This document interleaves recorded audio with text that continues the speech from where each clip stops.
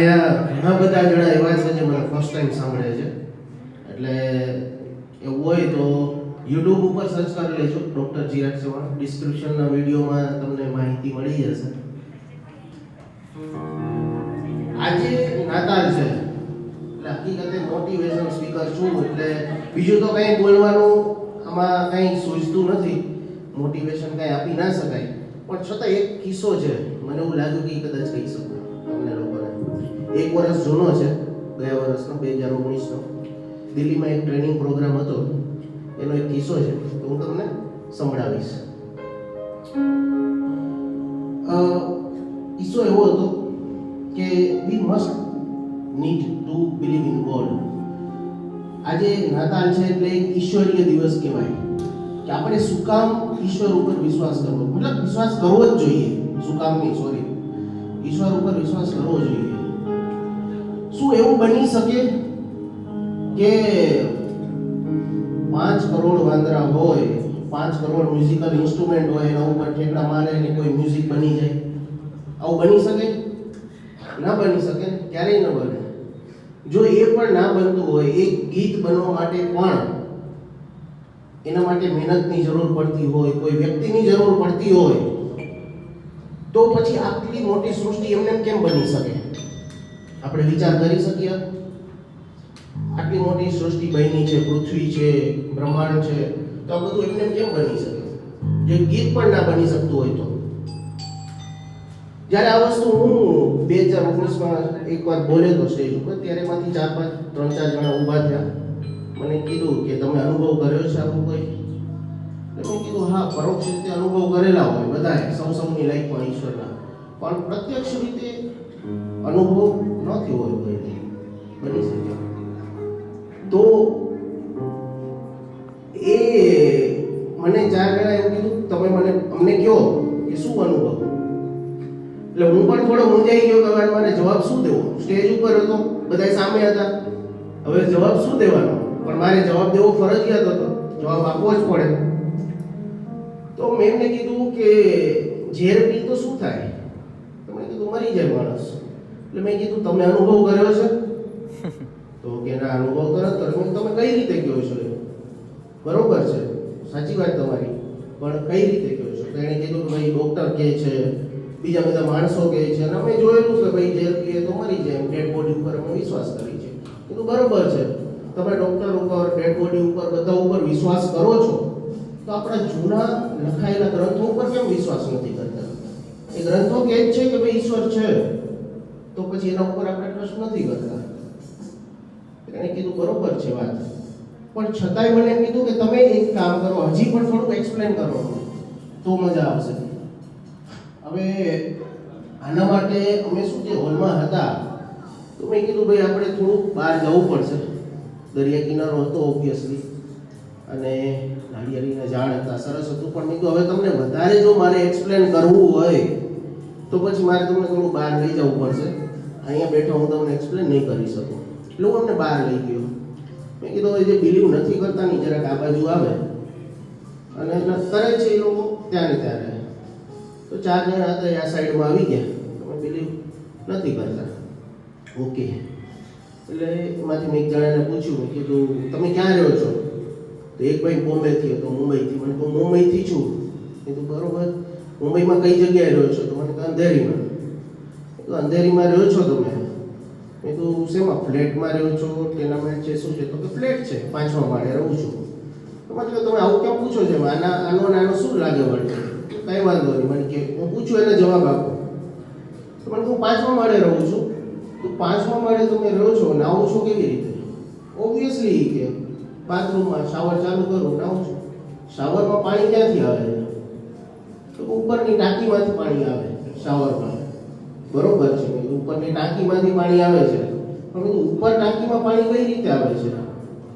તો મને કે નીચે એપાર્ટમેન્ટ હોય એટલે મોટો ટાંકો હોય જેમાંથી કોર્પોરેશનનું પાણી આવતું હોય, મોટર ચાલુ કરી એટલે ઉપર પાણી આવે, એમાંથી બધા એના શાવરમાં એવી રીતના પાણી આવતું હોય. બરોબર છે. પછી મેં એમને કીધું કે સામે નાળિયેરીનું ઝાડ છે, 50 ફૂટ ઊંચું છે. હવે અહીંયા નીચે ત્યાં તમને મોટર દેખાય છે, છતાં પણ નાળિયેરમાં પાણી હોય છે ને, હોય છે ને, બરાબર છે. તો પછી ત્યાં તમને મોટર નથી દેખાતી તો પાણી આવ્યું ક્યાંથી? ક્યાંથી તો આવતું હશે ને લિક્વિડ. આપણે ઉપર ચડાવવા માટે મોટર ચાલુ કરી ઉપર ચડી જાય છે. હવે માંથી 4 માંથી 2 જણા બિલીવ કરી ગયા કામ પકડી ગયા સાચી વાત છે કે આપણે આ રીતના તો બરોબર છે, માની ગયા. મેં કીધું હજી કઈ ડાઉટ આમાં? તો કે ના, હવે તો કોઈ ડાઉટ નથી. પાછા બીજા 2 જણા હતા, મને કે હજી થોડો ડાઉટ છે, કંઈક થોડુંક વધારે સમજાવો તો મજા આવશે. હું પણ મુંજાઈ જવા નથી વધારે. એટલે મને સવારનો કિસ્સો એનો જરાક મારે થોડીક વાર યાદ કરવું પડ્યું, 5 મિનિટ. મેં તો હવે ભાઈ થોડીક વાર ઊભો રહે, 5 મિનિટ હું વિચારી લઉં હવે તને શું સમજાવું. 5 મિનિટ મેં વળી પાછું યાદ કર્યું અને મને યાદ આવ્યું કે સવારે ભાઈ સ્વિમિંગ પુલમાં નાતા હતા. એટલે મેં એને કીધું તમે સવારે મેં તમને જોયું કાંઈ ઓબ્ઝર્વ કરતો હતો કે તમે સ્વિમિંગ પુલમાં નાતા હતા. તો કે હા. એટલે એની પહેલા તમે જીમમાં હતા, અંદર રિસોર્ટ હતી સારી, જીમ સ્વિમિંગ પુલ બધું હતું. એની પહેલા તમે અંદર જીમમાં હતા. તો કે હા જીમમાં હતો. તો મેં કીધું જીમમાં તમે કંઈક આમ કરતા હતા. મેં કીધું એ શું કરતા હતા? તો એ તો પરસેવો વળતો હતો, કાઢતો હતો. બરોબર છે, પરસેવો કેમ વળે છે તમને? મેં કીધું તો ઓબ્વિયસલી કે પરસેવો તો વળે, મહેનત કરી, પણ એ તો કઈ રીતે આવે? તો કે બોડીમાં છિદ્રો હોય આપણા. બરોબર છે, બોડીમાં છિદ્રો હોય, પરસેવો બહાર નીકળે છે, લિક્વિડ પાણી બહાર નીકળે છે. તો મેં કીધું નાવા જાવ ત્યારે લિક્વિડ અંદર કેમ નથી જતું પાછું? રાઈટ? એવું કેવું બટન છે કુદરતે બનાવેલું કે એને ખબર પડી જાય છે કે આ ભાઈ નાય છે તો હવે પાણી અંદર ના જવું જોઈએ, અને મહેનત કરે છે ત્યારે પાણી બહાર આવે છે. એવું કેવું કુદરતે બટન આપેલું છે? કોઈ શોધ કરી છે હજી સુધી? કોઈ શોધ નથી કરી. તો that's God. We need to believe in God. એટલે આ બધી આવી તો ઘણી બધી વસ્તુ છે આપણી લાઈફમાં કે આપણાને એ વસ્તુનો અહેસાસ કરાવે કે આપણે ઈશ્વર ઉપર વિશ્વાસ કરવો જ જોઈએ, જરૂરથી કરવો જોઈએ. એક નાનકડી એક સાચી સ્ટોરી છે. ટાઈમિંગ થોડો ઘણો ઓછો છે, બાકી આ ટોપિક એવો છે કે મને એમ થાય કે 4-5 કલાક બોલું તો પણ ઓછી જ છે. અને આવા ઘણા બધા કિસ્સા છે મારી પાસે. કોઈને જોતા હોય તો હું આપીશ, કહીશ. કેમ કે આના માટે તો શું છે કે રિયલમાં 3-4 કલાક હોય તો તમને પરફેક્ટલી એક્સપ્લેન કરી શકો. કોઈના પણ માઇન્ડના ક્વેશ્ચન હોય તો એને પણ ક્લીન કરી શકાય છે, એને પણ એક્સપ્લેન કરી શકો. પણ એ માટે સમય જોઈએ. અત્યારે સમય ઘણો ઓછો છે, મને ફક્ત 5 મિનિટ બોલવાની કીધી છે, એટલે હું બને એટલું ફટોફટ બોલીશ. એક કિસ્સો કહી દઉં છતાંય લાસ્ટમાં, છેલ્લો એક તમને રિયલ કિસ્સો છે આ. એક દીકરી હતી, બહુ ટેન્શનમાં હતી, એકદમ ટેન્શનમાં બેઠી હતી. એના બાપે એને જોઈને એને એમ થયું કે મારી દીકરી ટેન્શનમાં છે, હું ના જોઈ શકું. કેમ આટલી બધી ટેન્શનમાં છે?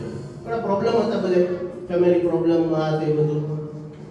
તો એના બાપે વિચાર કર્યો કે કેમ નહીં હું આનું ટેન્શન કંઈક દૂર કરવાની કોશિશ કરું. એણે શું કર્યું, દીકરીને બોલાવી. એને કીધું કે ચાલ બેટા તું રસોડામાં ચાલ 2 મિનિટ મારી સાથે, તું ટેન્શનમાં છો ને, આપણે કંઈક કોશિશ કરી, કંઈક સમજવાની, કંઈક જાણવાની. રસોડામાં લઈ ગયો. 3 બાઉલ લીધા, એમાં પાણી નાખ્યું અને પાણીને ગરમ કરવા મૂકી દીધા. એક બાઉલમાં 3-4 બટેકા નાખ્યા, એક બાઉલમાં 3-4 એગ્સ નાખ્યા અને એક બાઉલમાં કોફી બીન નાખી દીધી. થોડીક વાર 5 મિનિટ થઈ, 10 મિનિટ થઈ, છોકરી કંટાળી ગઈ કે શું પપ્પા આ બધું તમે નાટક કરો છો, શું કામ હેરાન કરો છો, જવા દો ને, મૂકો બધું બંધ કરો, મને એકલા બેસવા દો. એના બાપે કીધું ભાઈ 2 મિનિટ ઊભી રહે, થોડી વાર થાય એટલે આપણે તને બતાવું શું બતાવું છે. 5 મિનિટ થઈ, 10 મિનિટ થઈ, પછી એના બાપે બાઉલમાંથી એક પ્લેટમાં બટેકા કાઢ્યા, એક પ્લેટમાં એગ્સ કાઢ્યા અને બીજામાં જે કોફી બીન નાખી હતી એ કોફી બીનને એક કપમાં ગાળી દીધી. હવે આટલું કરીને એને પૂછ્યું કે બેટામાં તને શું દેખાય છે? વધારે બોર થઈ ગઈ, શું એ કપમાં તમે? આ તો બટેકા છે, એગ્સ છે તમે કાઢી, બરોબર છે, પણ હવે કે બટેકાને જરા અડ. જ્યારે બટેકાને અડ્યા ને તો એકદમ ભૂકો થઈ ગયા, સોફ્ટ હતા, એકદમ સોફ્ટ થઈ ગયા, નરમ. અને પછી એગ્સ જોયા ને તો એને ફોડ્યા ને તો થોડા ટાઈટ થઈ ગયા, કઠણ થઈ ગયા, થોડા સ્ટ્રોંગ થઈ ગયા. જ્યારે કોફી બીન જોઈ તો એ પાણીનો કલર જ ચેન્જ થઈ ગયો. આ સ્ટોરી એટલા માટે કહું છું કે જીવનમાં ક્યારેય પણ કોઈ પણ જાતની મુશ્કેલી આવે ત્યારે આમાંથી શું ચોઈસ કરવું એ આપણી ઉપર ડિપેન્ડ છે. બટેકા જ્યારે ગરમ પાણીમાં ગયા એ પેલા એકદમ સ્ટ્રોંગ હતા, હાર્ડ હતા.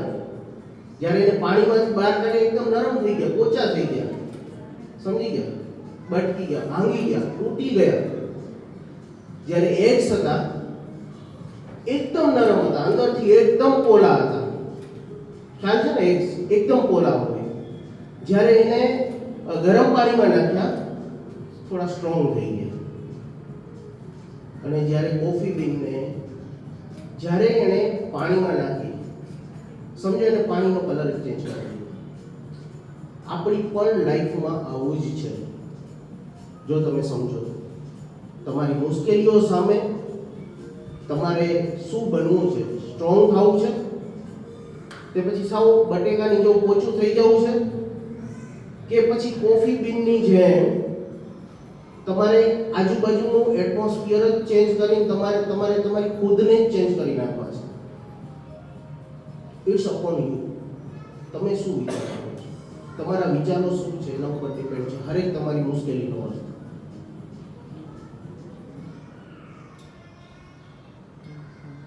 ઘણા બધા વિચાર એવા કરતા હોય, મારો એક એક્સપિરિયન્સ પ્રમાણે કહું છું કે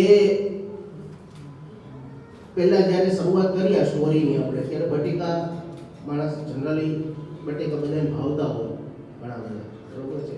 તો મોસ્ટ ઓફ બટેકાનું શાક બટેકા એ માણસો બટેકા ઉપર કોન્સન્ટ્રેશન વધારે હોય. પણ હું એમ કહું છું કે આપણે કોફી બીન જેવું ખાવાનું છે. જ્યારે પણ ક્યારે પણ અત્યારે અહીંયાથી બેઠેલામાંથી કોઈ એક વ્યક્તિ એવું નહીં હોય કે જેના માથે મુશ્કેલી ના આવી હોય, મુસીબત ના આવી હોય.